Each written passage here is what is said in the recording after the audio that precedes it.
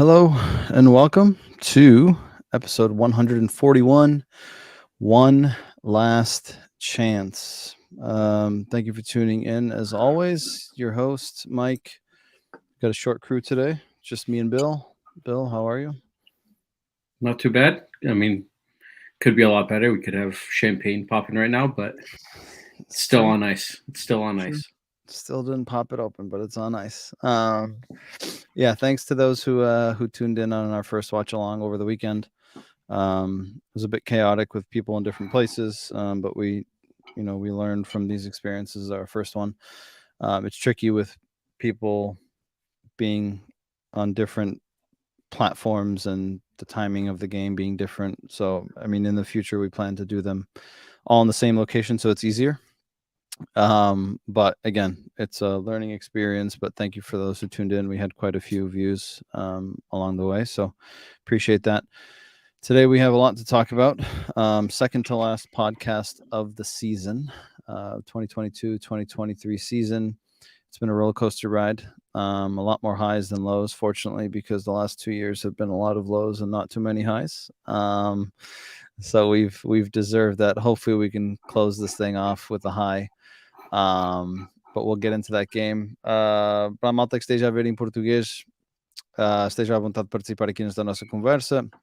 Podem deixar as vossas opiniões na caixa de comentários e nós iremos falar sobre elas. Por isso, botem para cá as vossas perguntas, as vossas opiniões. For those of you who are also tuning in, please join the conversation. We want to make it interactive, again, with just Bill and I. So it'll be good to get your thoughts, your feedback, your questions, your conspiracy theories.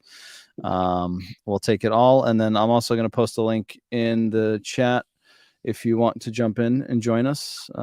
Give us your thoughts. What are you thinking? How are you feeling going into this last game? What did you think about the Sporting game? Anything and everything. Whatever's on your mind, you can jump in. You can use just your audio. If you want to show your face, you can do a video as well. It's completely up to you. But we'd love to have you join us. And but the second to last podcast of the season, be good to kind of get some of you guys live and chatting with us. So I'm going to drop it in there now. And again, feel free to jump in and give us your thoughts and your opinions. But either way, if you don't want to, please do send us your comments on the various platforms that you may be tuning in on. Sporting 2, Benfica 2, a match that Benfica could have sealed the title with a win.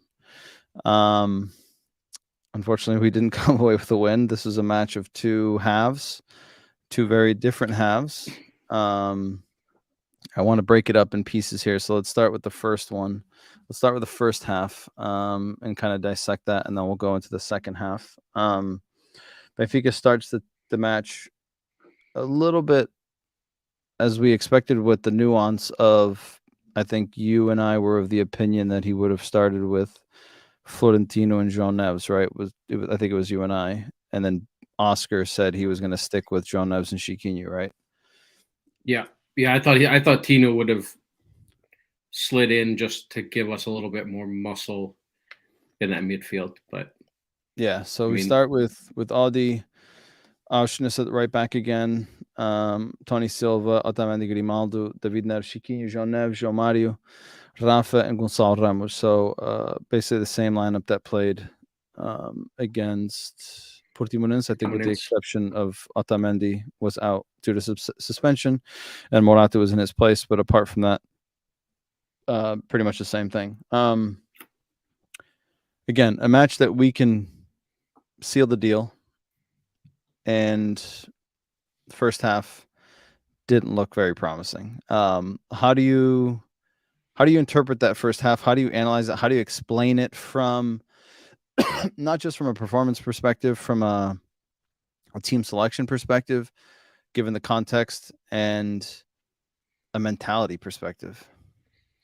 Yeah, I mean the team selection, I would have made a few changes, but I can understand why he wouldn't. Right, you ride the team that's hot, right? Up until this point, that 11 has rattled off. I mean, 6 or 7, essentially 5 or 6 wins. That 11. So you don't want to mess with what's not broken, right? Like you don't have to fix things so it's not broken. But I think in that first half, the lack of any kind of muscle in the midfield showed. I think Chiquinho and Neves were um, outnumbered at times, right? And there was a lot of chasing. Um, and we saw this against Porto, right? We'd sit a little deeper, try to absorb the pressure, and then try to hit on the counter. And that, I mean, it's in theory, right? Away against a rival, it's pretty sound tactic, but I think like against Porto, we've shown that that's not our strongest suit, right? I don't think we do well when we just sit there and absorb the pressure. I think this team and the way with this they're set up, it's a team that wants to have the ball, a team that wants to control possession, dictate the pace of play, and when you're just sitting back, you're just absorbing it. And I mean, that first half, I don't know what the possession stats were, but that was like it had to have been like 70% up the sport. 62, Yeah, 38. and that seems generous, but um, it was all one way traffic. Like we couldn't get the ball. We couldn't even when we tried to break. We weren't connecting those passes. It just nothing was going for us.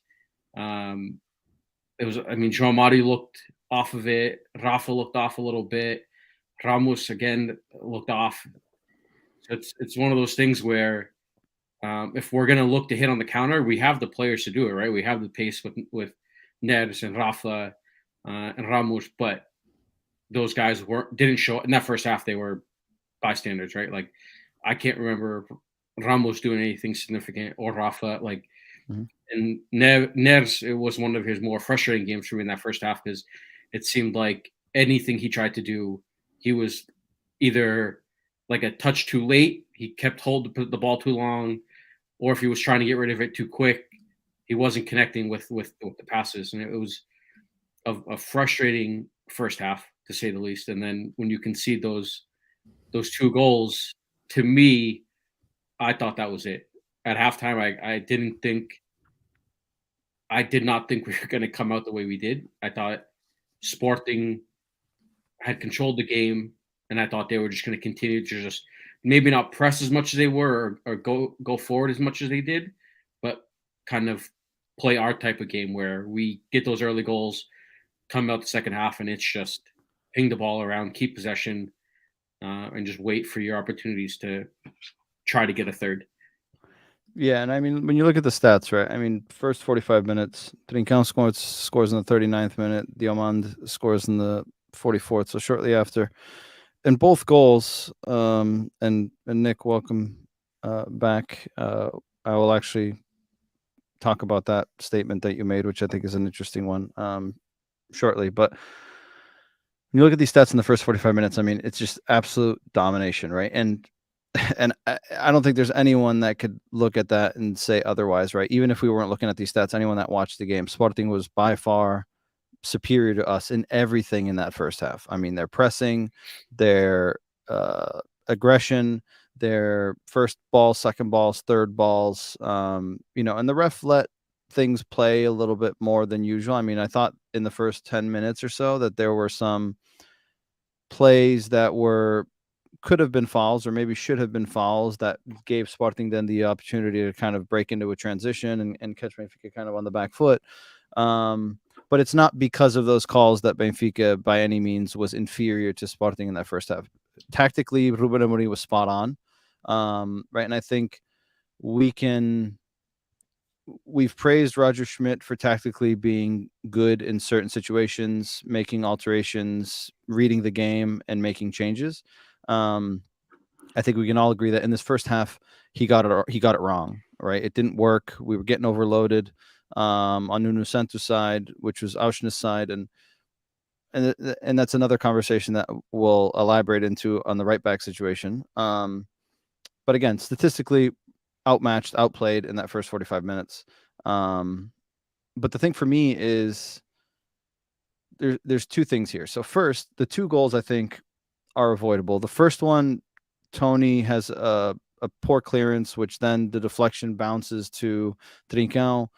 Otamendi, he doesn't read the play well if you watch it back. There's only one player there, which is Trincao, and he's behind Tony, and Otamendi's facing the play the entire Yeah. time, right? So he's between them, and he sees the whole thing, right? And I think he took a little bit too long to kind of close him down, right? So Tony misses it. Trincao has that shot. Audi saves it. Unfortunately, it bounces right into Trincao's path again. He gets up, he goes around and knocks it in the net. Now, I've seen people on social media like criticizing Audi in this game and saying like we need a goalkeeper. We've needed a new goalkeeper for 3 years. He's not good enough. And listen, I'll put my hands up and say that I've probably been one of the most critical of him on this podcast. I think maybe Oscar and Kenny have probably been his biggest advocates. Yeah. I've been a critic of him, maybe too much of a critic in some situations. I don't know if I watched a different game, but he made that first save. He's unlucky, and it bounces back to Trincao. I thought he was smart to not jump in and give a penalty away, right? Because he could Yeah. have very easily jumped in and given a penalty away. He didn't do that. He had 2, maybe 3 crucial saves. He had Yeah. one on Paulinho at the end. The He one had on the Escaio shot. He's got in you the first shot half. that It was still 0-0 at that point. correct. And I think there was one more, if I'm not mistaken. But regardless, right? Like, I don't know where the criticism's coming from. I think it's just so much disappointment and frustration with him that like everything just kind of, if I can't blame it on someone, I'm gonna blame it on him. I don't think he has any fault on that first goal. I don't know if you No. have a different opinion. He makes the initial save, Correct. and there's not much he can do to like where he can dictate where the ball goes. Right, he's point blank. Ball comes at him. He's just trying to save it. It just Correct. to Trincao's luck, it just comes off of him and goes right to his fucking foot. Everything Like that could have gone anywhere else, wrong in that play went wrong. yeah.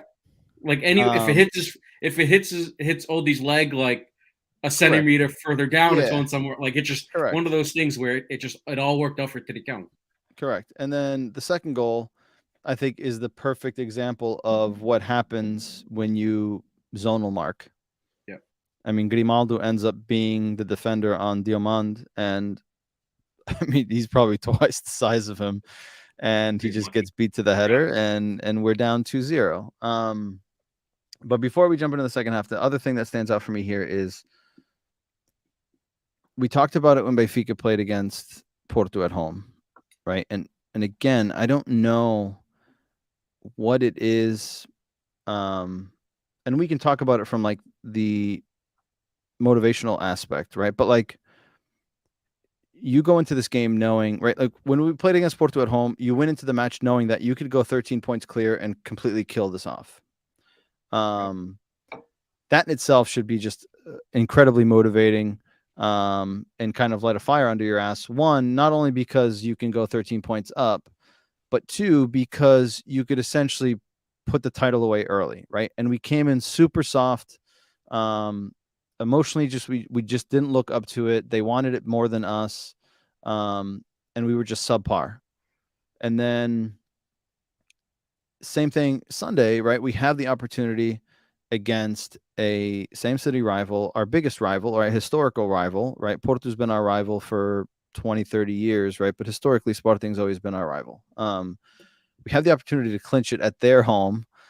And again, like even taking the tactical pieces of it, the thing that drives me nuts is like it just seemed like we were so passive in the game. Like, yeah, like and that's the thing. Like, I don't want to say that like it's fear or like I just I can't wrap my head around, right? Like, think about, right, and we didn't play at anywhere near the level that these guys are playing at, right? And I get that, right? And it's sometimes it's difficult to understand and to compare.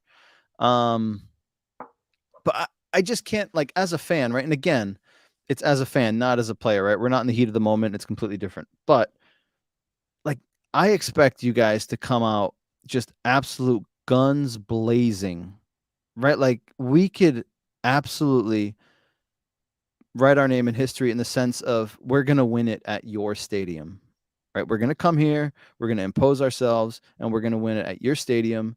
And of course, they're going to be also motivated, one, because Braga tied and they have the opportunity to still potentially have a stake in the Champions League. But two, they don't want us to celebrate on their home turf, right? So like there's that motivation for them. But for us, it's like we have nothing to lose, right? Like win or draw or lose, right? We still have it in our own hands, right? So like I can't wrap my head around like just the mental aspect and like how flat again we were in the context of this situation. I don't know how you looked at it, but for me it was just super annoying. No, I 100% agree. I mean, and I don't know if it's like if it's Roger and his staff trying to keep the guys like calm and not let them come into the game too fired up, because there's like a fine line, right? When you're too Correct. fired up, you make The mistakes, emotions and get the like most of you. exactly like a stupid challenge early like can really cause issues. So I don't know if it's like a staff thing where they're trying to keep the guys calm, level headed, and not try to put like too much pressure, or not, I want to say pressure, but like importance on the game, right? And not try to get the team too fired up. Um, but yeah, there's something there, because it's not just this game. Like the Porto games, both of them, Historically. and the Sporting game. Like yeah, like we came out and it was just flat. And then like what makes it even more frustrating is then we see. I know we're gonna touch on the second half, Yeah. but we see a second half where we're fucking guns blazing, Correct. all out. Like why can't we come out that way? Like why do we have to come out and what looks to be flat and lethargic and not up for it? And then the second half, like we see that like a complete fucking different team, and it's so frustrating to watch. Especially like it makes it worse when it's against Portos and the sport things. Like these are the games where, as fans, right? Like, yeah, if you're not, you're looking to win the league every year, but these games are the ones you circle on the calendar. These are the games, regardless of how you're doing in your season.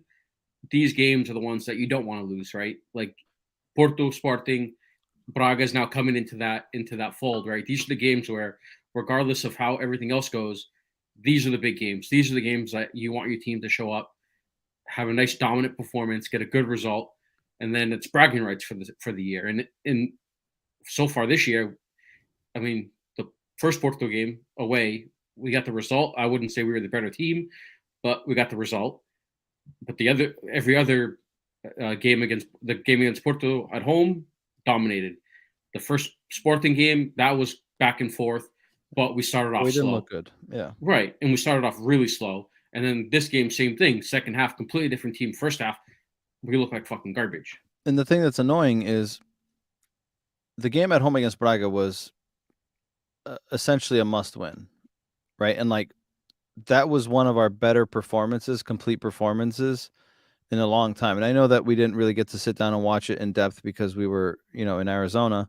But I ended up watching it after the fact, and just the pressing, the aggressiveness, first ball, second balls, tackles, everything. Like the team was just completely wired the entire Yep. time, right? So it's not like we've not seen it from them, right? It's just, it seems to never really happen against our biggest rivals, right? Like against Braga, I feel like generally we have a pretty good game in the sense Yeah. of like being in it, right? Apart from, the first game that we had this season where we lost and looked terrible.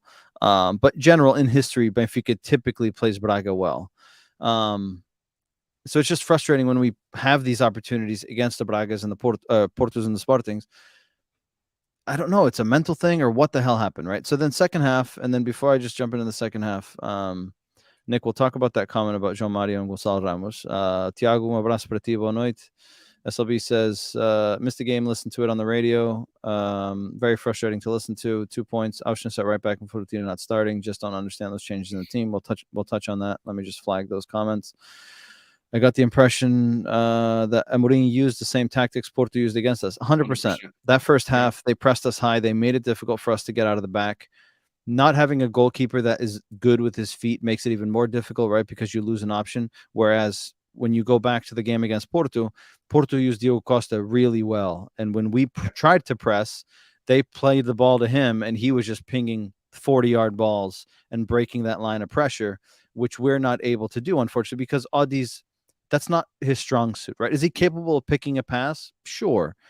He can pick out of 5. He'll probably pick one good one, right? But that's just not who he is. He's not comfortable with his feet. You can tell he's not comfortable with his feet. And it makes it difficult, right? Especially for a team that wants to play out of the back. If you don't have that other option as the goalkeeper to be able to help you with that, it's difficult, right? You look at teams like Manchester City, right? You give that ball to Ederson, and he's playing a 70-yard ball like he He's a was a center back. midfielder, right? I Yeah, mean, he's another right, center back. and exactly, and that's the difference, right? You basically like a sweeper keeper where you can put the ball wherever you want, so you can drop the ball off to the goalkeeper, your back line can step up, and now the team's like, shit, do we press? We press. We're going to take 3-4 guys out of the play with one ball. Yeah, Right. And that's exactly, and I agree with you, Nick. I think that's exactly part of what Ruben Amorim went with. He played without a true striker, right? He played with Trincao in the front, which gave them a little bit more mobility and a little bit more opportunity to press us. And they made it difficult for us to get out of the back. And we saw that in the first half. We couldn't keep the ball, like Bill was saying. We couldn't connect many passes. We had a couple times where we broke out, but it wasn't consistent. And I think the first half stats tell us that. I mean, we had 38% possession. We had 2 shots against 9, none on target. They had 5 shots on target out of their 9. They had 17 activities in our box, 6 corner kicks, 89% pass efficiency. 81% of their passes were vertical efficiency. Defensive activities in our midfield was 9 versus 9. That 9 versus 9 is surprising to me because I don't remember too many defensive activities in Sporting's half. But again, the first half stats are extremely telling in terms of what we saw in that first half. Nick says one of the things that I praised Roger for at the start of the season is that he brought that German mentality to our team when we were absolutely ruthless, but in the 2 games that mattered, we were completely flat and the complete opposite of being ruthless. I think that's more on the players than on him. I think we're really lacking some guys that are willing to put the opposite team to the sword, so to speak. And I agree, right? And we've talked about this many times here, and it's almost like the type of player that we bring in, right? Like you look at the type of player that like a Porto brings in, right? And I'm not saying that I want to be like them but like they just have that ruthlessness to them, right? Like win it, right? The game away to Benfica, right? Like yeah. I think Porto will give up some like quality in the player, correct, to have that attitude and that correct, effort. Whereas I think Benfica looks and values the quality of the player and its attributes as a footballer, and not the aggression and the effort and all that stuff. correct. We're more finesse than anything else, and even Sporting. I mean, Sporting's a very aggressive team. They've been a very aggressive team throughout the season, and they have guys like Ugarte, who for me is an incredible player. Yep. And that dude just fucking throws his body around all game. I mean, there's a couple fouls in the first half, which I'm surprised he got away with, no yellow cards. But like, that's the type of like when we compare our center defensive mid to theirs, right? Florentino to Ugarte, right? Like for me, night and day, right? Like Ugarte is good with the ball, occupying space. He's aggressive. He gets stuck into a tackle, right? And where Tino is, he occupies space well. He's a little bit slower. He doesn't occupy as much space without the ball, right? Ugarte covers a lot of ground, but he doesn't have that steal to him, right? When you go back and look at guys like Feja, guys like Javi Garcia, right? Those are guys that are just going to fucking run through you, right? I don't care who you are, how big you are, right? When I think of guys like Uribe from Porto, right? I really like Uribe. Another guy, right? He can get into the box, he can score goals, he can get assists, he'll run through you, he can pick a pass, right? And those are like the types of players that we lack, and it's just been year over year. Like we can't seem to build a core around that mentality, right? We have Otamendi today, right, which has that mentality, but he's likely out the door, right? So then we go back to a core that doesn't have that grit, doesn't have that fire, which is a potential concern, which we'll talk about next week in our podcast as we wrap up this season. SLB says Ederson is the number 1 goalie in the world. We can't really compare him to any other player that we can afford to bring in. We aren't spending, and I agree. I wasn't comparing him. What I was comparing to is the sense of having a keeper that can give you the ability to play with his feet. Right. And obviously there aren't many players like Ederson that can play with their feet. Allison from Liverpool has shown that he's able to use his feet, right? And there's many others out there, right? In the port, even the Diogo Costa, right? We don't have to look too far, right? Diogo Costa is good with his feet, right? And he did it against us when we played at home. Right. But again, like that's part of his characteristic. That's in his resume, right? And Audi doesn't have that, so it's tricky when you have a philosophy of playing out of the back with a keeper that doesn't feel comfortable doing that. It makes it a little bit more difficult. Nick says Ugarte played very well. He should have gotten one yellow, but overall he was by far the best player on the field, 100%. And he says Tino needs to hit the gym, 200%. So let's get into the second half, and we'll touch on some of these comments that SLBS and Nick had posted in here. So second half, substitution at halftime, which was Jean Mario came off and Tino went in. Was it Tino or Ba? No, Ba. Ba Came went in, in. and then Ba goes in at the right wing or right back. Auschnitz moves up the field. And I'll let you give me your thoughts on what you thought about that second half.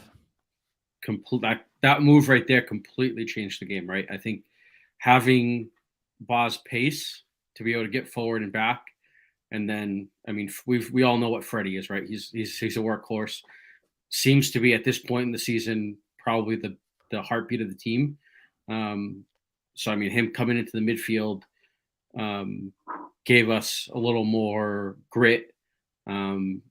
And his ability, not to cut you off, but his ability to just get in between lines, get down the field. Like it's almost like he makes everyone else around him better.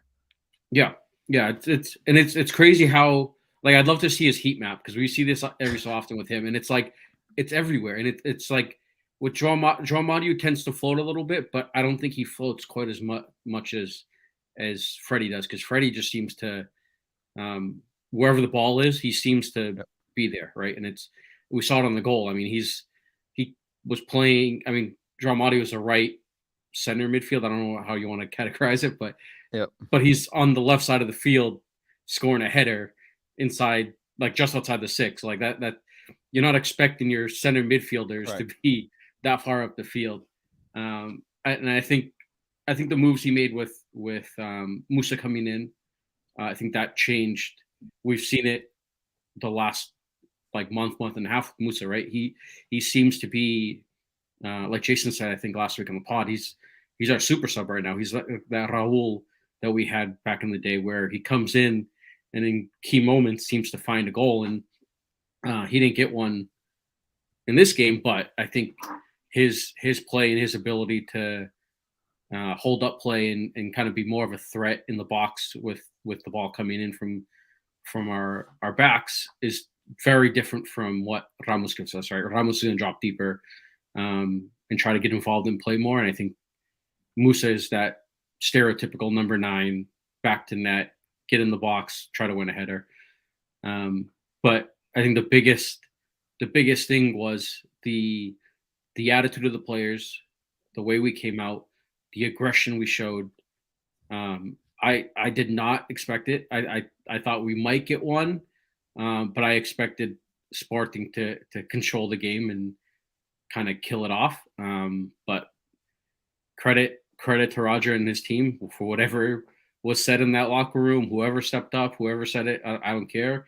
But this team came out and it was a completely different team. Like it's hard to imagine the way the look at the scoreline and how we played in the first half, and to see that we came away with a tie.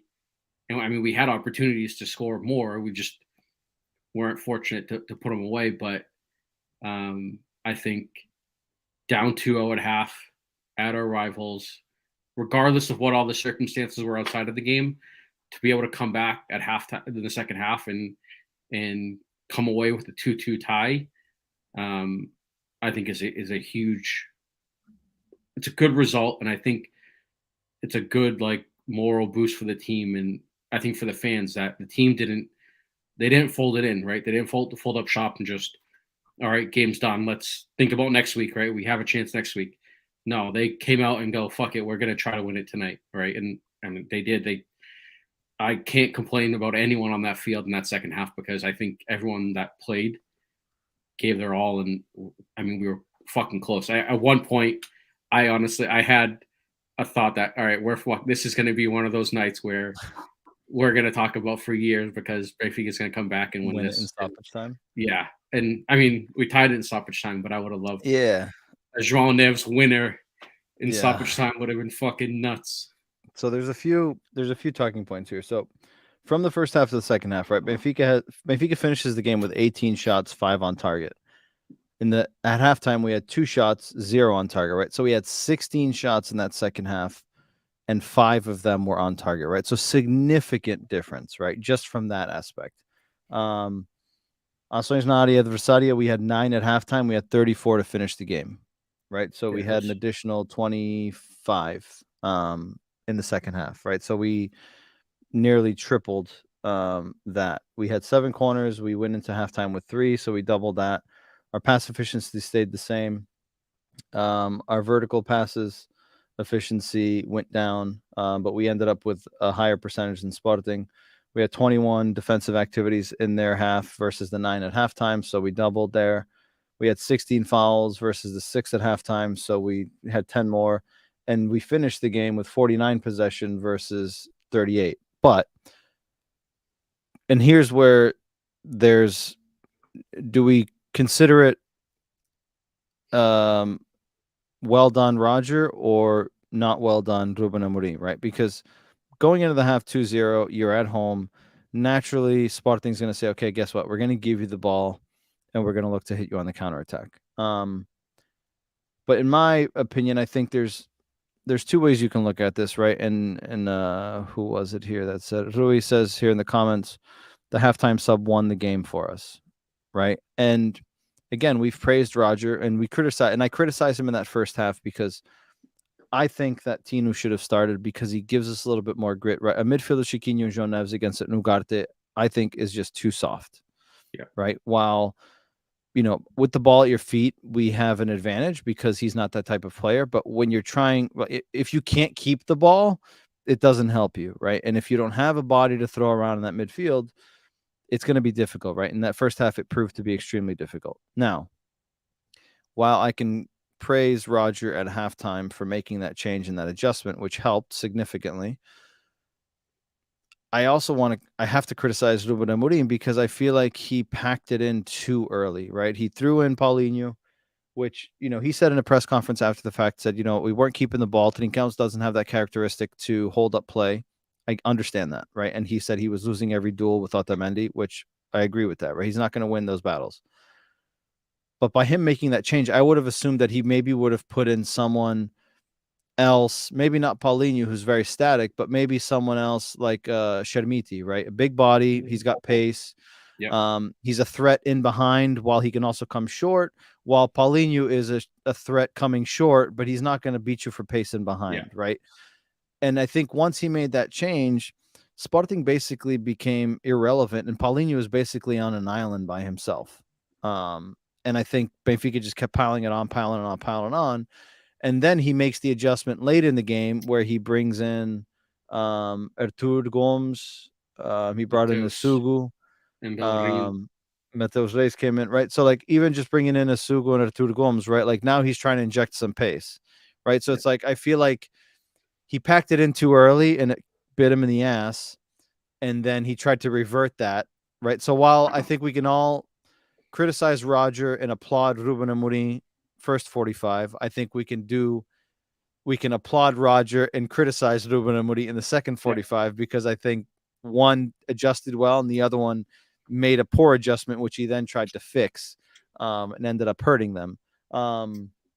And then there's a few other talking points here, but I just want to touch on some of the comments so I don't forget. Rui says, we need aggressiveness for next year. 1 defender, 1 midfielder, and 1 forward. Espina dorsal. And that's what I was talking about, right? Like, we're going to lose Otamendi, most likely, right? I don't see us getting a defender, though. I agree with that, but backs.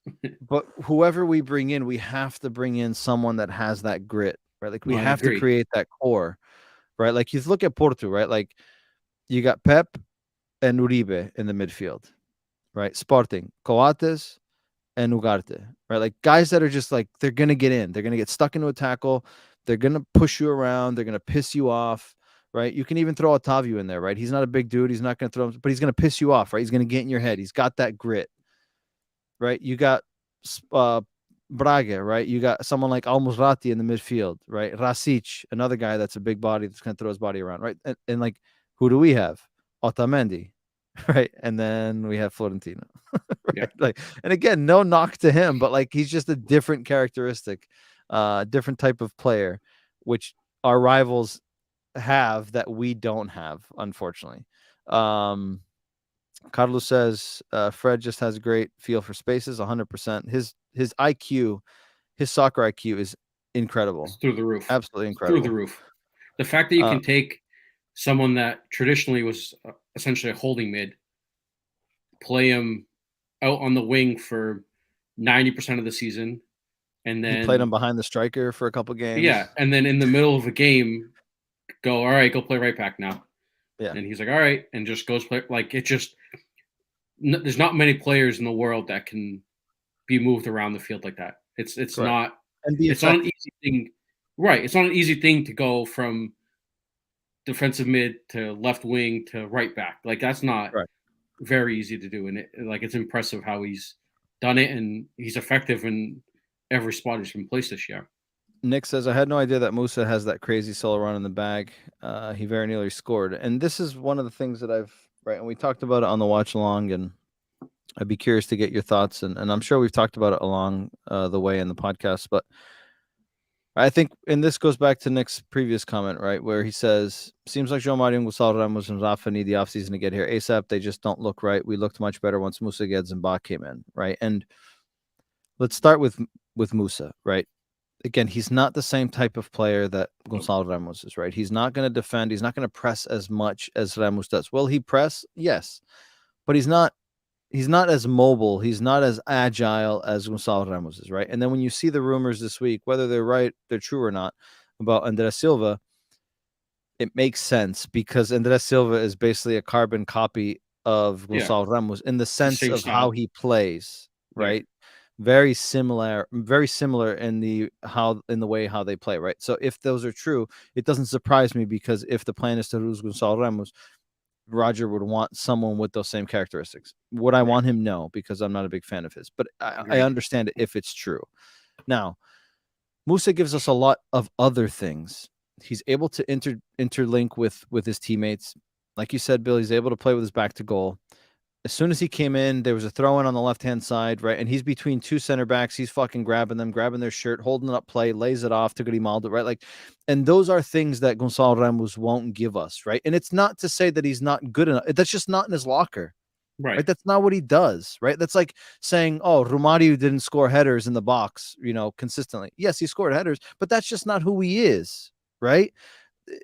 There's certain players that have certain characteristics, and that's what they're made out for. And Musa is made out for that right now.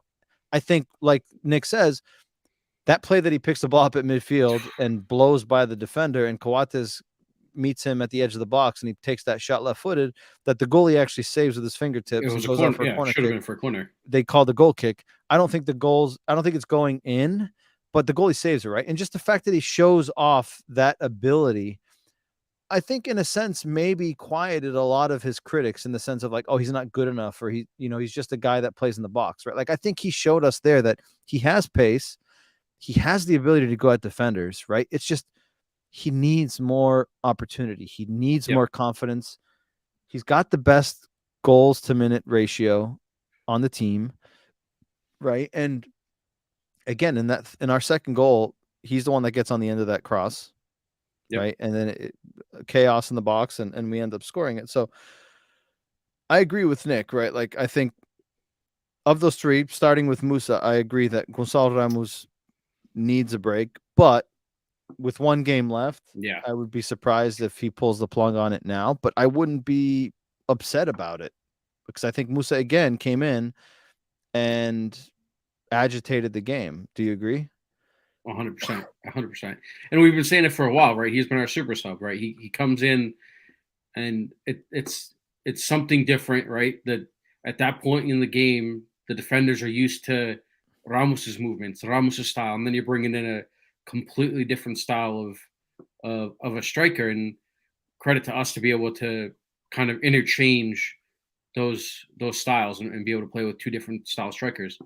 Um, that the play that he was mentioning where he got the ball and just took literally when he turned and started running, I was like, "What are you?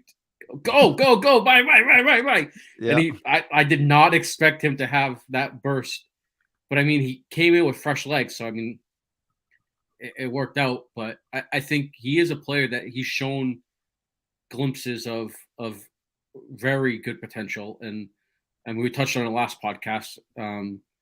I just, it's one of those things where we haven't seen enough of him to know if he can he can do it as the number one, or if he's one of those players where he's a super sub, right? Like he's going to give you very solid minutes. He can fill in when someone's injured, but he's not at the quality, at the level of your day in, day out number nine, going to bag you 20, 25, 30 goals a season.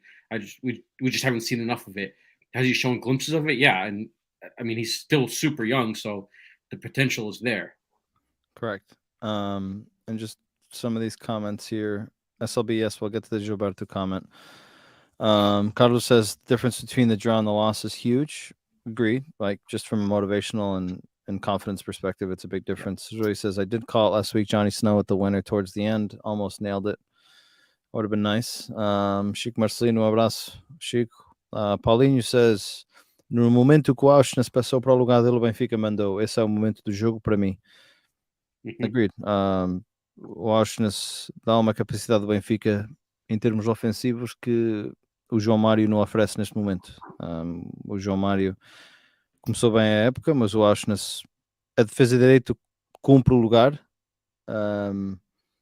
mas obviamente que dá mais à equipa em terrenos mais avançados, e viu-se isso na segunda parte, em que ele não só aparece muito bem entre linhas, ele aparece bem atrás da linha defensiva do adversário, aparece na área, mas ele também parece que também puxa para os companheiros quando está mais avançado no terreno. Por isso concordo que esse foi um dos, se não o momento-chave do jogo para rever a volta do Benfica na segunda parte.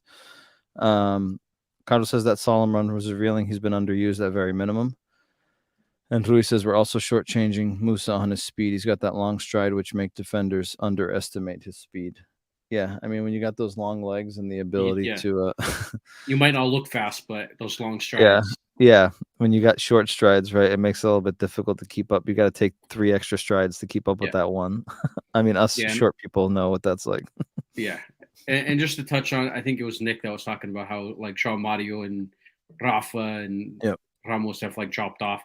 That's the issue with what we talked about early in the season with the way Roger has set the team up, right? Like he didn't rotate players in and out and give them kind of rest when we thought he probably could have, right? And this is a long season, especially with the Champions League run that we had, right? You're going to get to a point where guys are just dead. Like they can't go a full season and play all out and be at their full capacity every game, right? You're going to get to a point where they're just gassed, and if we don't rotate, like it was bound to happen, and then unfortunately, Ramos went like 6 or 7 games without scoring.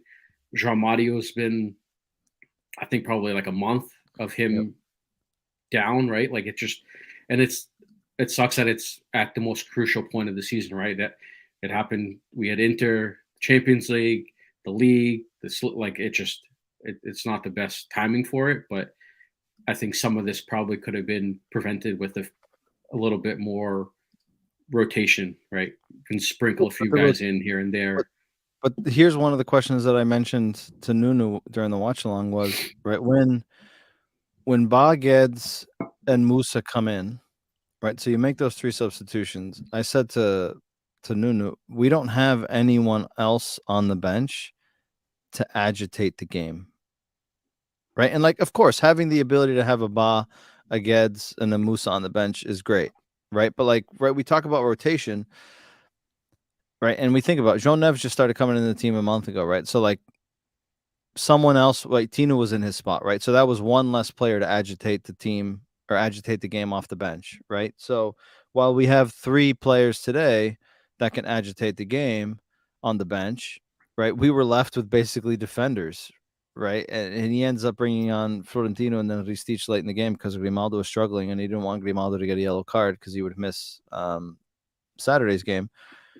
But I think, right, like, while we want rotation, I think the other side of that is, like, we don't have the depth and the quality, right? Like, unfortunately, he's not going to turn water into wine like he did with Chiquinho, right? With everyone. And SLBS makes a comment here, which is, I don't understand why Gilberto isn't an option anymore when we trusted him against Juventus and PSG and other Champions League games. And here's my take on this. And then I'll pass it to you, Bill, and those of you in the chat. Let us know if you agree or disagree. But I think since Gilberto joined, I think we've all been of the opinion that he's okay, right? He's not a great player. He's got a lot of grit in him. He's got a lot of passion, but he's very lethargic. He's not quick. He's got good feet for a right back.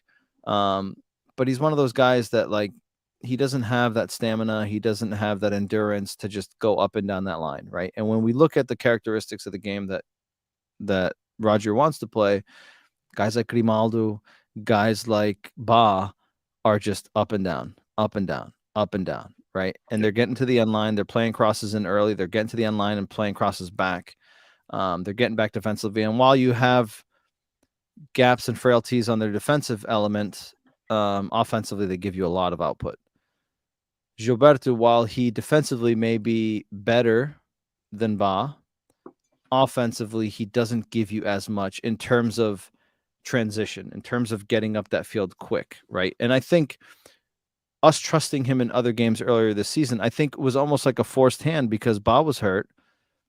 And then Auschwitz wasn't really practicing, I would imagine, in this role, right? And playing at a right mid or playing as a center mid and then playing as a right back is completely different, right? There's different dynamics. You're further down the field. You're further back in the field. It's a little bit more pressure, whereas if you lose that ball there, you're the last guy there, right? So, like, there's a little bit more responsibility and a little bit more risk. And I think as he started to work it more during the week and had more time, right, he has more assurance with Auschwitz. Why? Defensively, he's not better than Gilberto in that role. But offensively, he gives you a better output again. He's able to get up and down that line consistently and get back, right? And how many times, I got to fly here. How many times have we seen Gilberto, drag an ass at midfield when we get caught in transition, right? Or And lose possession and then correct, and then get caught, right? And then right. there was a game that we talked about it earlier in the season where we got caught in transition. He lost the ball and he lost it at midfield. And by the time the team, they switched play, they switched it back, and Gilberto still hadn't even gotten to the edge of the box, right? So that's my take on why I don't think Gilberto's been used as an option, because I think he has more confidence, even though Auschwitz isn't a right back. I think he has more confidence in the entire package of what Auschwitz can bring to the table, more so from an offensive and confidence perspective. Whereas Gilberto, I think, lacks a lot of that. And I think that with this decision, I think the writing's on the wall in terms of Gilberto's future at the club. 100%. I don't think he's a bad player, but I don't think he fits anywhere near the style of what Roger's looking for. Before I pass to you, I'm just going to read Nick's comment. Speaking about Gilberto right now and the rest of the guys that were previously on the bench, a priority needs to be depth, not depth. You confused me there, obviously, but quality depth that can make it impact on the game. 100%, right? And that's what I was talking about, right? In order for us to be able to rotate more frequently and more confidently, right, we need to have better options on the bench to be able to say, okay, when we bring in guys off the bench, the quality is not going to be a significant drop off. Naturally, given our capabilities financially, we're not going to be able to have the equal quality on the bench that we have on the field, but we can't have a drastic drop off, right? Like, it's a drastic drop off, when, in my opinion, when you have a Ba as a starter and then a Gilberto as a backup, again, as a whole, because of the total output that they both bring to the table. SLBS, who's a better player, Gilberto or Chiquinho? In my opinion, you put in Gilberto in right back and replace Chiquinho with Auschwitz, in my opinion. I don't agree with that. But again, I think in the context of this moment, right, do I throw Gilberto to the wolves, someone who's lacking confidence, lacking fitness, right? And do I take that risk in the back line to put Auschwitz in his natural position in midfield, right? So I think in this situation that you're talking about, we gain in the midfield, but I think when you weigh up the pros and cons, I think we lose more because defensively, I think it's a huge risk given the context of Gilberto hasn't been playing. He doesn't fit the style that we're looking to play.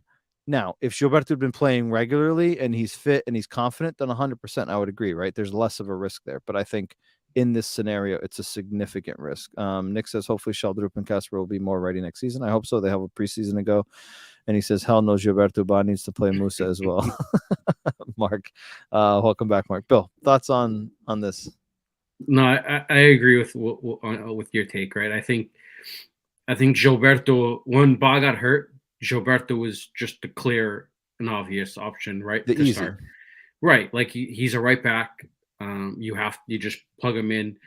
There was no chance that they were training with Freddie playing right back. Just like it was never thought about. But once you are pushed into that situation where you need Gilberto to be your starter and you don't really have another right back option, right? Then you start looking elsewhere and where you can pull someone. And I mean, I think Freddie's the easy pick just because of his, like we touched on earlier, his soccer IQ, right? Like he understands the game. So that was probably like an easy move to have him slide over in training, especially just get adapted to it, used to the playing with those guys in the back. And then I can't remember which game it was where I think it was it PS. What game was it where he put Freddie in the back at halftime? I'm trying to remember I think now it was what game it was. PSG. Yeah, I wanted to say PSG. I think he just got to a point where Wait, I think he took Gilberto off at halftime. Right. Yeah, and I think he got to Roger got to a point where Gilberto's he's not very good on the ball, right? Like he doesn't have bad feet, but on the ball, if he's pressed, he tends to make bad decisions. And I think, especially in a game like that, when you're playing against a very potent team, I think he just got fed up with the what Gilberto brings to the table, and Freddie is and has been his like security blanket, right? Like wherever he needs him, he's gonna put him there, and he's performed this season. And I think Gilberto's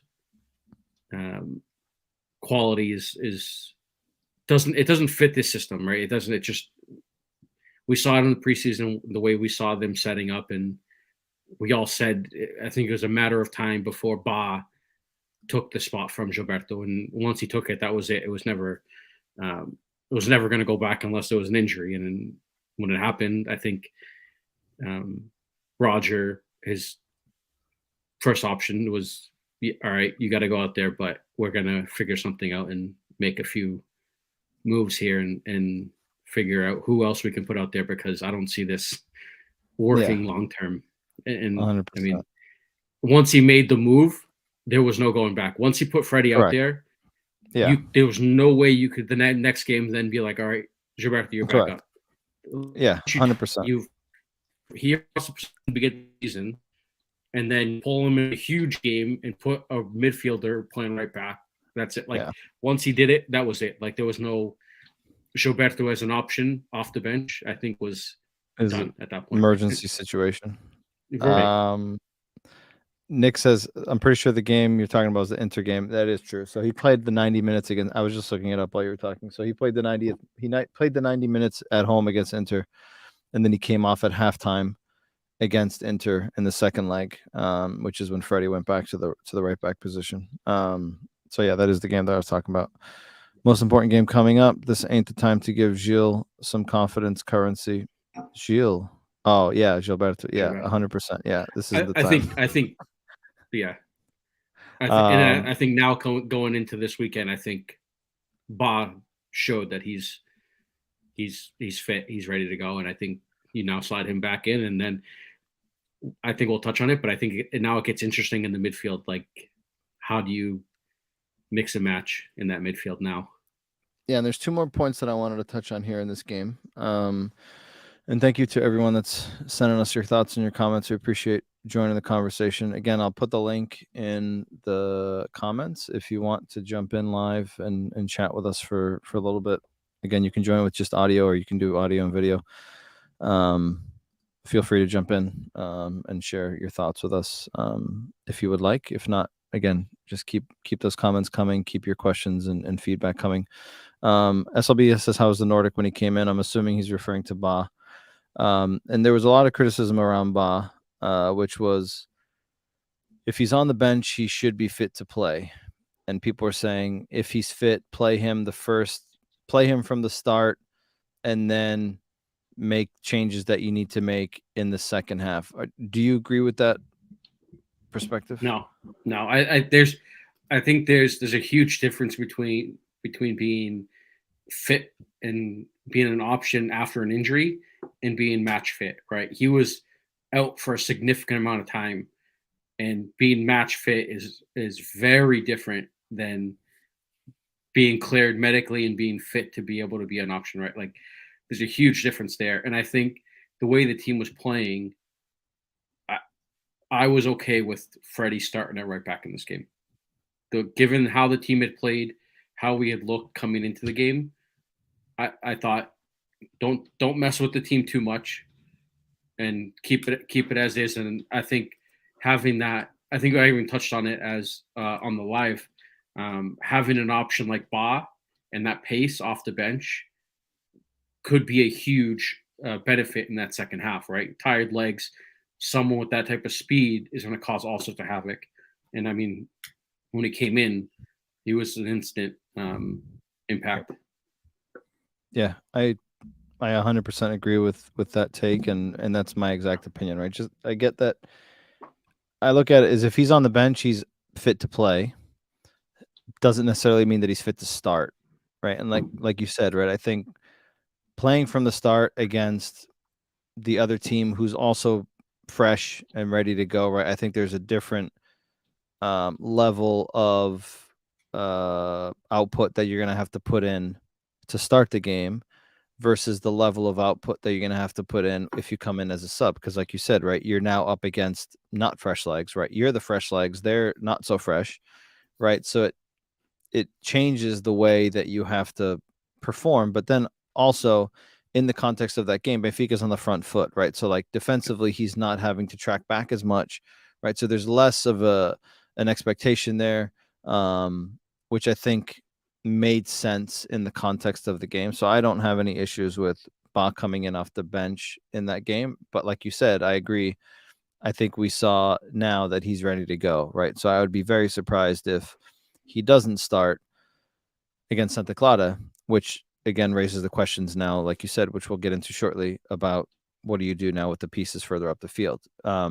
Last piece that I want to talk about in this game is João Neves, and I had mentioned it during the watch along.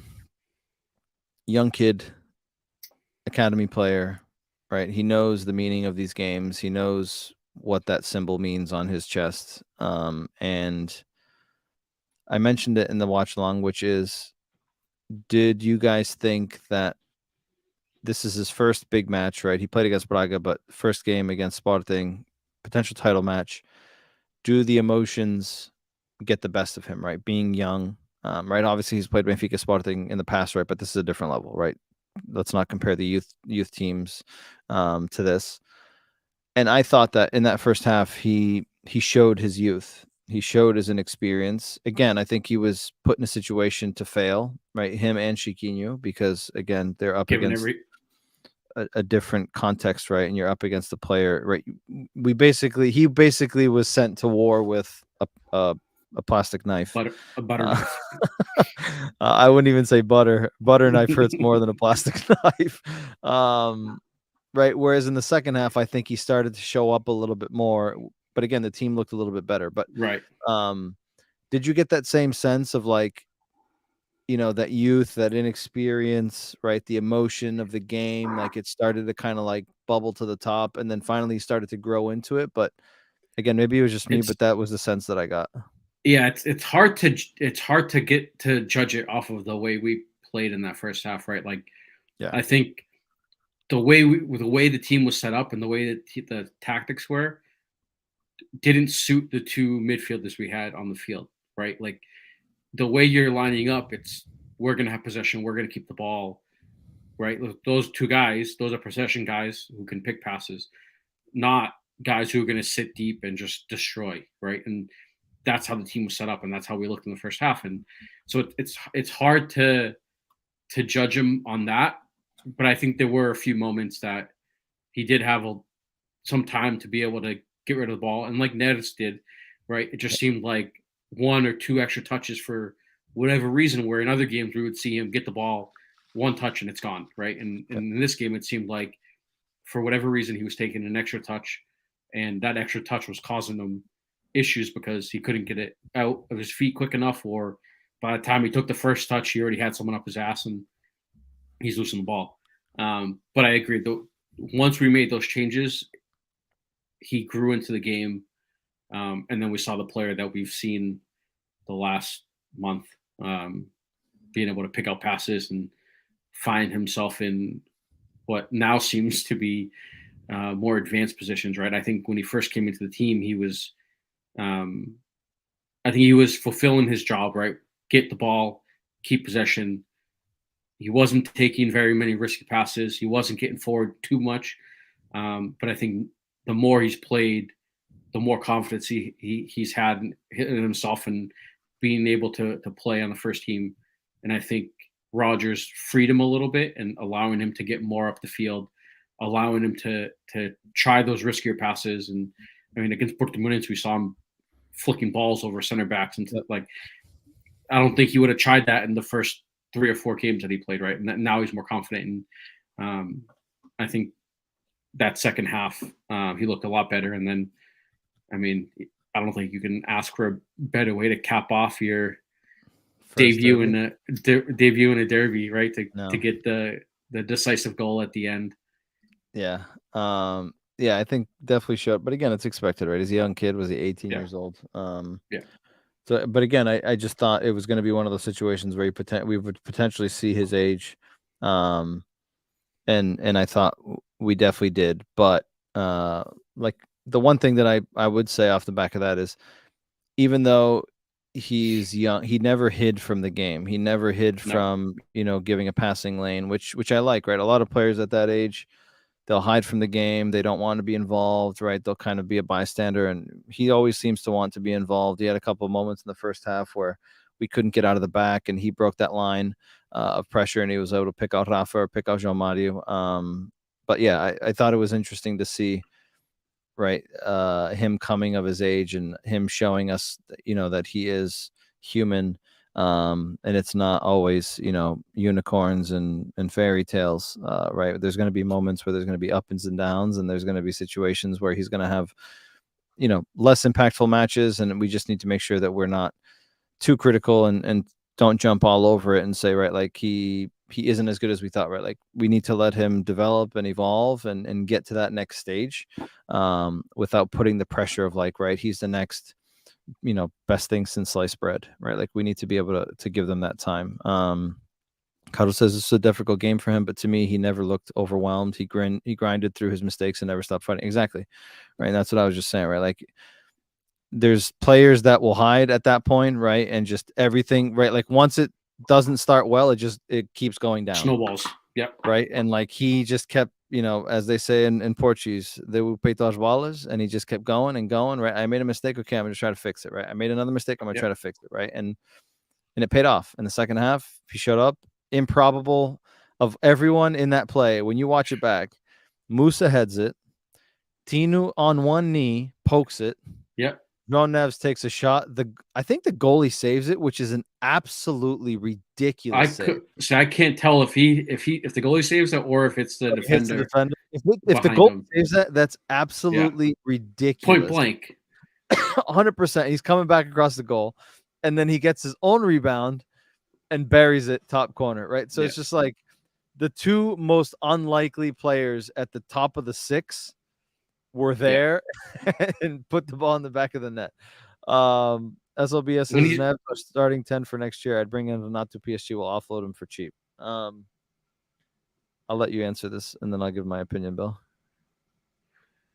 For net, I mean, I think the way the kid has played, I mean, right now it's his spot to lose, right? Like I think Oscar we all touched on this on like the OD thing from a few years ago, right? Like he hasn't done anything to lose the spot, right? He got placed into it, and I think he's grabbed it, and he has that spot by the balls right now. And I just, unless we bring in players, I think it's, and even if we bring in players, I think it's in the preseason, it's his spot to lose, right? I think the way he's played so far this season is more than sufficient to say, yeah, this is your spot going forward.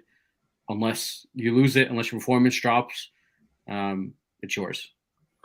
And we'll touch on it not too quickly, but my opinion on this is my assumption by starting number 10 for next year. I'm assuming you're referring to the number and not the position. I don't. Yeah, I'm assuming I don't see him. I don't see him as a number 10, position wise. For me, he's more of like a number 8. So box to box. Yeah. Could he wear the number 10 jersey? I have no objections to that, right? A youth player, someone that came up from the academy. I have no problems with that. It's being safe for someone. Would he be our number 10 on the field? I don't think so. I mean, if you put him at a number 10, then you're going to have to go get a center midfielder that's up to par and capable of being the starter. Offensive midfielder. I don't see him in that position, right? Like I see him more as a center mid, someone a little bit deeper that can get forward, but not someone like an Aimada that's going to sit between lines and link up that, the midfield with the offense. I see him more of that step back that's able to get the ball to that offensive minded player like a Geds in between lines to then link up play. He's also able to create from further back, right? He's got good vision. He's got a good opportunity. He's got a good ability to pick up passes, but I personally don't see him as a number 10 positionally. Jersey wise, I would welcome that being a youth product, an academy product. And I think it would kind of align with what we've seen in the past. But yeah, is he a starter for next year? Very potentially, right? Depends on what we do in the off season. But I think, like Bill said, right, I think he's making a case for himself, and you would expect that he would just make that more of a case with an off season preparation, all that. Right now, he knows what the expectation is. Right, if he gets a little bit of muscle on him, I think it'll be extremely helpful. Rui Mark says Johnny Snow is replacing Enzo. Period. I mean, he's far from it right now, right? Could he be that type of player in another year? 100%. But I don't think he's anywhere near Enzo today, nor do I think he would be anywhere near Enzo in the future, because I think they're two different players. Nick says he'll be our Portuguese Enzo, just shorter. He's not as defensive minded. He doesn't have the body. But again, like I get what you guys are getting at. And I would love for him to be the replacement of Enzo. On the Renato thing, I've seen a lot of rumblings of this. I'll give my opinion first. My answer is no. He's just too injury prone. I get that he's a youth product, and people gravitate towards the youth, and we want to bring them back to Benfica. I just think, could he take a cut in salary? 100%, right, if he wanted to. But like even Geds, right? Like there's rumors that Benfica might get Geds back for next season on loan, which is a great player to have, right? The problem is like we saw him against Sporting, right? Like he got banged around 3 or 4 times. It was like, this guy's broken. Like he's not going to come back on, right? And like with Geds too, it's like the way he plays. He's just like a correct. bull like they just go all in, right? Like there's no Yeah. logic of like shit. Should I pull out of that, right? Like it's the logic is I'm just going to go 1,000%, right? I'm not going to get there. He's going to get there first. I'm going to get run over, but fuck it, I'm going to go, right? And do I like Renato? Yes. Was I a fan of him as a player at Benfica? Yes. I think he's very overrated, in my honest opinion, and I'm probably going to get some shit for that. Renato is a runner. He runs a lot, but I think his ability to occupy space and recover and his stamina, his endurance, I think helps hide a lot of his deficiencies. But again, that's just my opinion. But on the flip side of that, he's just too injury prone, right? The last 2 years, he's had significant injuries. He's out, he's in, he's out, he's in. He wasn't able to grab hold of his spot, or at least play consistently at Bayern. On the national team, he hasn't been able to grab hold of it, right? One, because of performances, two, because of injuries.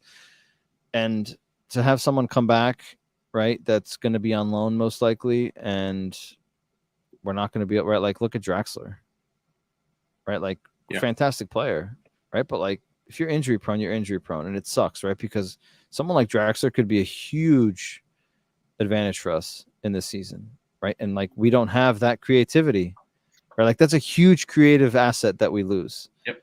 Right. And then like, you build a team around counting on Renato, and then he's injured again, right? And then what do you do, right? Like, then you're screwed. So my answer to that was a long answer, but my answer to that is no. Bill?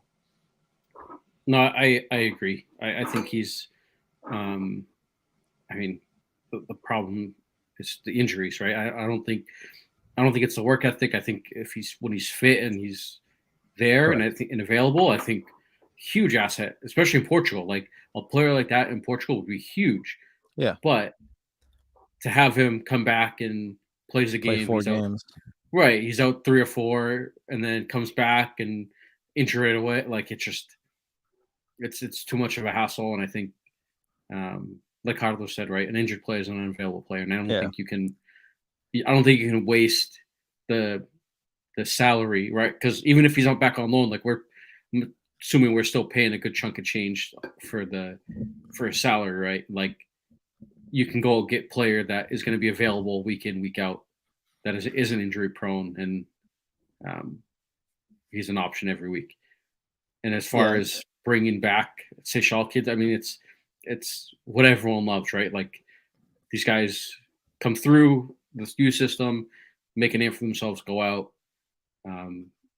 But we're not going to bring back every single fucking kid that came from the Seychelles. Correct. Like, people it's rumors just not going to happen. Like, put an out of the, like, it's not going to happen, guys. Well, that's who I'm saving the number 10 for. So yeah, it's not. Well, he's going to win the Champions League. Want to. He's not. He's going to win the Champions League. Contract. And then, City's not going to give him to us for free. He's a huge asset. And then Rui Costa's going to go work his magic somehow. And don't worry. Yeah, we're gonna have to sell everyone. SLB says it's risky. Imad was an injury-prone player, and he got himself straightened out later. I get that, right? But like, the context of the player and their role are completely different, right? Like, while Imad could be injury-prone and he sorted himself out, right? He came from a Spanish league to a Portuguese league, right, which is maybe less aggressive, less expectation in terms of output, right? But then again, a guy like Renato is a guy that goes to every challenge, right? That covers a lot of ground. That's what I was going to say. He's got a lot of changes of pace.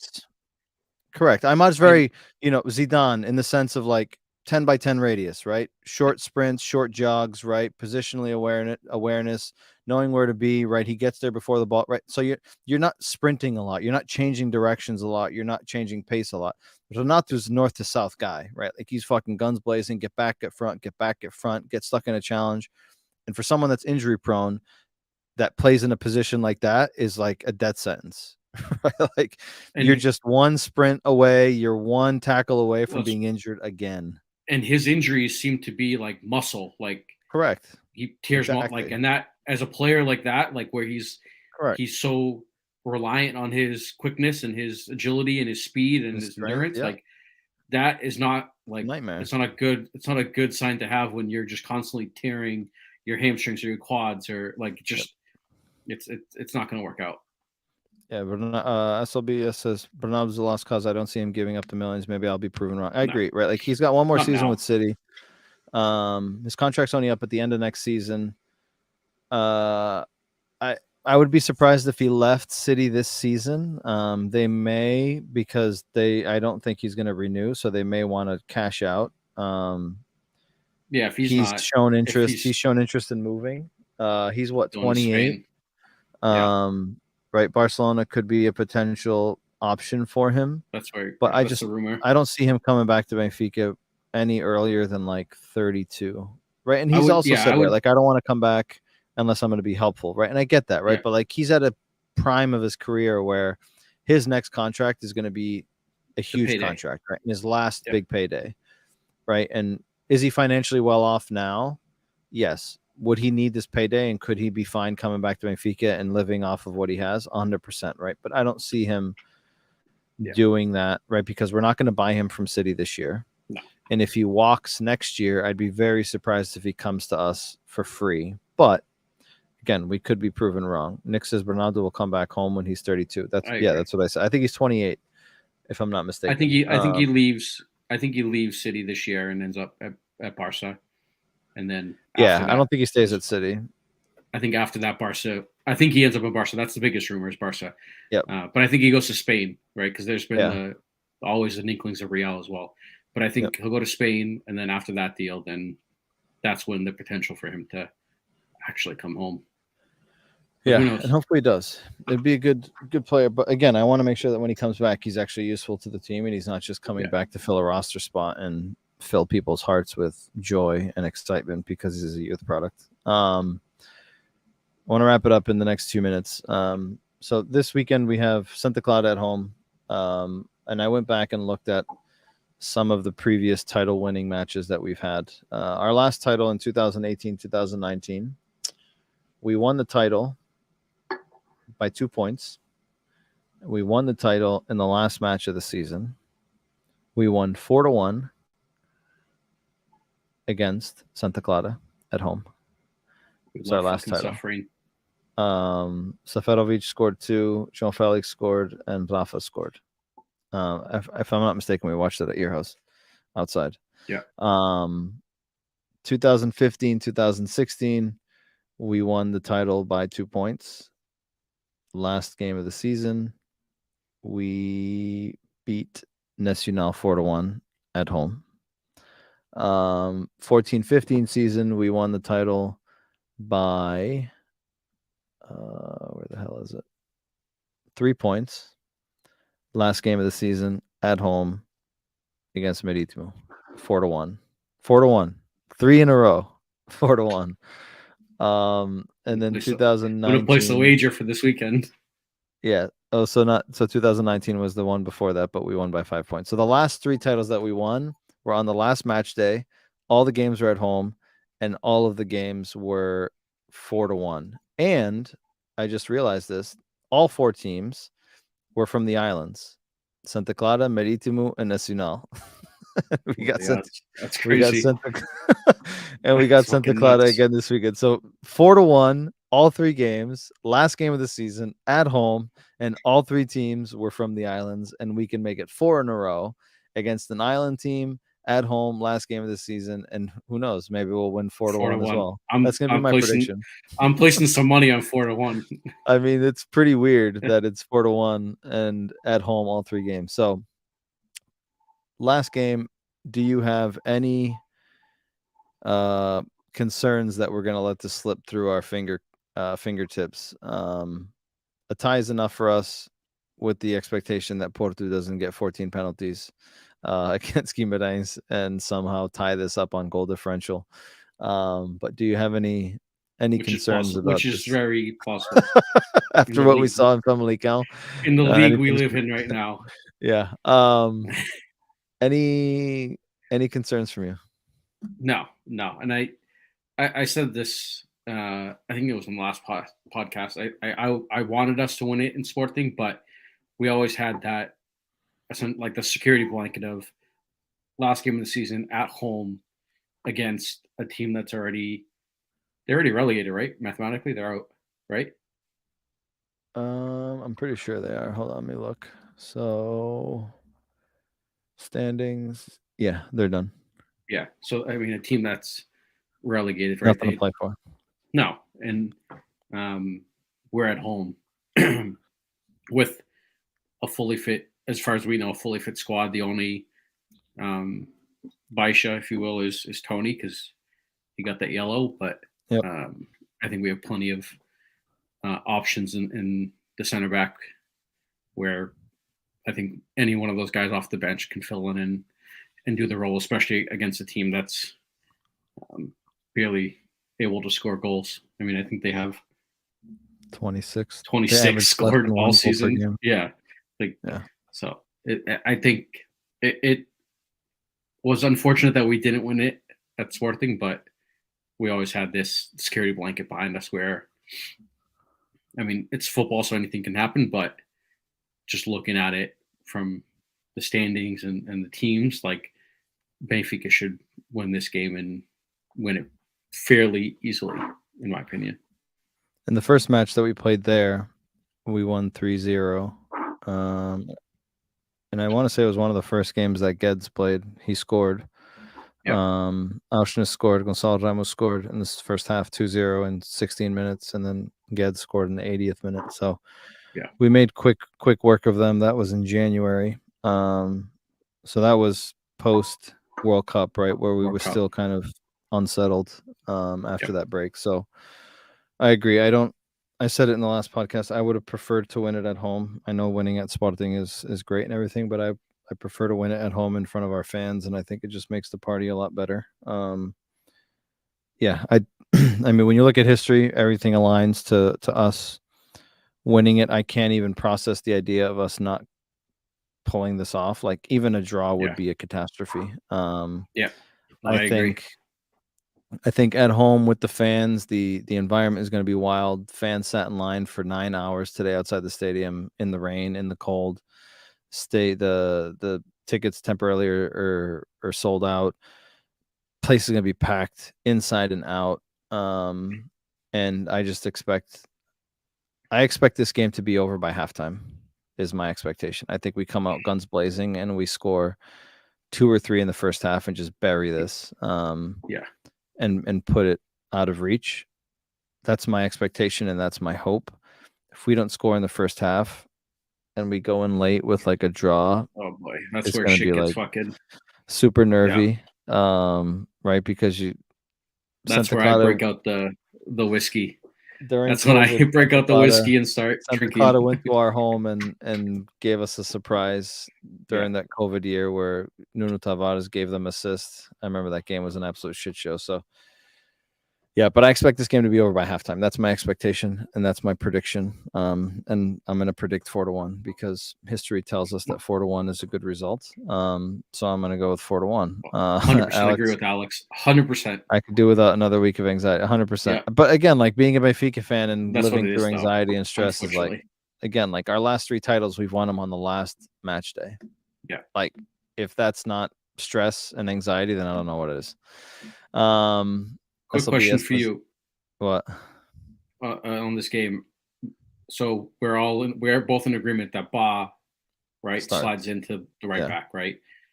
What does your midfield look like, right? Because Freddie to me is I would do Freddie and João Neves. Exactly. That's exactly what I was thinking when Ba came in.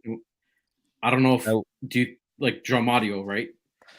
That would be the other option. Give João Mario a break, and Auschwitz plays there, and he keeps João Neves with Chiquinho or Tino. But again, I think it's a game that we're going to be on the front foot, and I'm not sure that Tino is needed. So, like, I think this is one of those games where you can get away with a Chiquinho and João Neves at center mid if you want to put Auschwitz wide. He hasn't played Auschwitz central in a long time, so I'd be surprised if he did it now. I think he'll find a way to fit him in somewhere else. But I also wouldn't be surprised if Boss starts on the bench again. Again, we don't know what his physical capabilities are. Could I see him killing the game off in the first half and then making some changes to get people in the second half? Yes. SLBS is Musa Ramos, I wish. But I don't see him doing that. But I think he deserves it. But I don't see him doing it. But again, like, I don't think he's going to try to invent the wheel in the last game, which is the title game, right? Because then people will be all over him, like, "What the fuck are you doing? You haven't done this all season, and now all of a sudden you're trying to reinvent the wheel." So I don't see him doing that.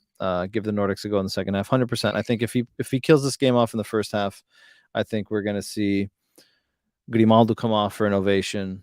Ristich will come in. I think we'll see potentially Gilberto come off for a sending off, right? Like maybe his last game. Because I know in Portugal, what's the criteria for being considered a champ, right? Is it appearances or is it minutes played? I think you just have to make one appearance, if I'm not One mistaken. appearance. Yeah. Because You there's need to guys make like there's play so you can get a medal also. well Yeah, I think he just has to make an that's what I'm appearance. getting at. Like Yeah. are the guys that are on the bench that haven't appeared in the league, right? Like Yeah. Lucas, I don't think Lucas Verissimo has played in the He league yet. has. Like I think I'm pretty sure he in the has. league.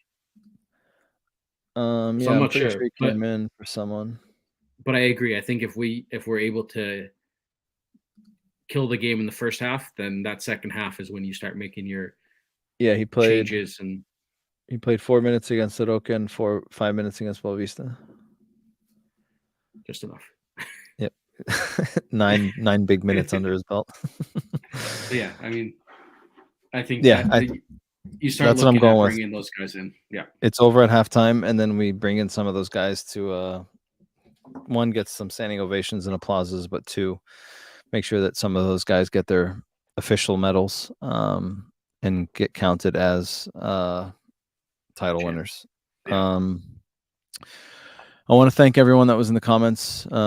Again, generally, I feel like whenever we only have two of us, we get a lot more commentary and a lot more feedback. So we appreciate that just because it makes us a little bit more interactive and we're able to kind of engage with you guys a little bit more. So we appreciate that. If you're watching on YouTube or Facebook, don't forget to hit the like, especially on YouTube. Hit the like on this video. We'd appreciate that. It takes you 2 seconds. If you haven't subscribed to our channel on YouTube, please go ahead and do that. Hit the bell so you can get notifications when we go live or we post any content. Second to last podcast of the 2022-2023 season is a wrap. Hopefully next week we're here celebrating the first title since we kicked off this podcast. If we don't have a title next week, I don't, If we don't win the title, this is the last podcast ever. Like I don't know if I can continue doing it. Like, it's just right. Like, if we let this one slip away, I think we may be the bad luck. I don't know what the hell's going on, but yeah, if you're listening after the fact, on YouTube or on audio or video, again, we appreciate you you tuning in, and again, don't forget to check us out on the various social media platforms. Alex says Samuel Suarez and Andre Gomes are the only ones who haven't played in the league yet.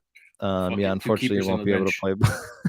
Two keepers on the bench. Let's go. Put Andre Gomes at striker and Samu in goal. Just get the minute. Yeah. Nick says it'll be mutiny. We will be champions. I hope that's the case. As always, a pleasure being here with you guys. We appreciate everyone on the other side. Bill, as always, a pleasure. Signing off. We will see you guys next week, hopefully with the number 38 under our belts. And as always, have a good evening and Viva o Sport Lisboa e Benfica. Good night, everyone.